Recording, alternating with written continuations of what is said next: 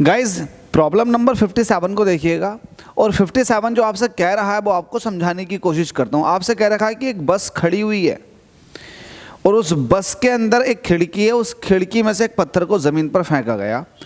तो ज़मीन पर फेंकने में पत्थर ने 5 सेकंड का समय ले लिया नीचे पहुँचने में।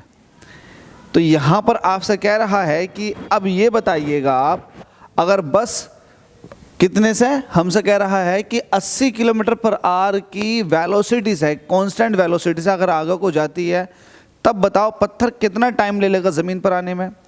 दूसरा क्वेश्चन इसके अंदर ये भी है कि अगर बस 2 किलोमीटर पर आवर स्क्वायर के एक्सीलरेशन से आगे को जा रही है, तब बताओ पत्थर को फेंका जाएगा तो कितना समय ले लेगा।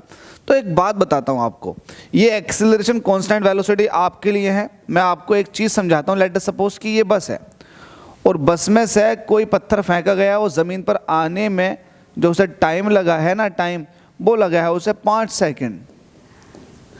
अब मुझे एक बात बताओ, जो टाइम लगता है वो किस चीज़ पर डिपेंड करता।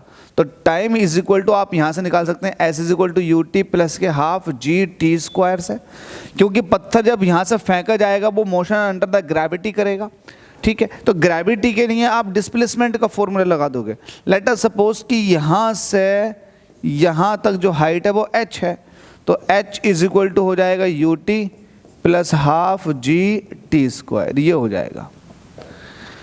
अब आपसे पूछा क्या है, आपसे ये पूछा कि बताओ कितना टाइम लग जाएगा। पहले तो यहाँ से टाइम निकालो।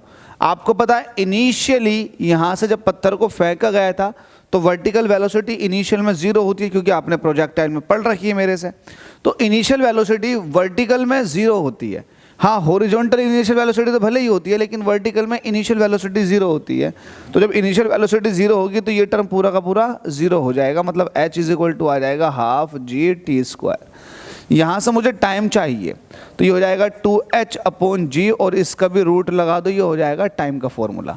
तो इसका मतलब टाइम जो है वो स्क्वायर रूट h पर डिपेंड कर रहा है, मतलब सिर्फ और सिर्फ हाइट पर डिपेंड कर रहा है। ध्यान दें, टाइम जो है सिर्फ हाइट पर डिपेंड कर रहा है और बाकी किसी चीज़ पर डिपेंडेंसी नहीं है। अब वो अलग बात है कि आप कितना भी एक्सेलरेशन से बस को भगा दें, कितनी भी स्लो कर दें बस को, डजेंट मैटर, लेकिन जो हाइट है खिड़की की वो तो सेम रहेगी ना ज़मीन से।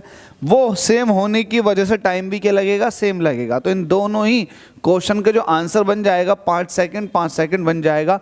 होप सो आपको मेरी बात समझ में आ गई होगी। स्टिल डाउट है तो कमेंट कर सकते हैं, अदरवाइज चैनल को सब्सक्राइब कर लें। Thank you.